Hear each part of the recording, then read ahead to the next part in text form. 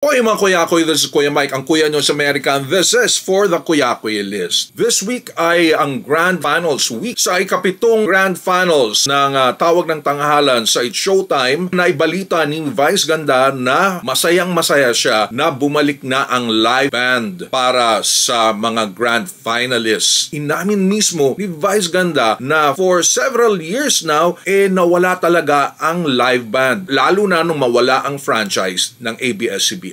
At nabanggit niya na hindi kinaya ng budget ng It's Showtime ang magkaroon ng live band sa daily rounds ng Tawag ng Tanghalan. So very candid si Vice Ganda na sabihin wala talagang pera for the last few years. Hindi gaya ng mga panahon na may franchise pa ang ABS-CBN. Hopefully, mas malakas na ngayon ang ratings at mga advertisements. Makakayanan na magkaroon ng live band sa ika-8 taon ng Tawag ng Tanghalan.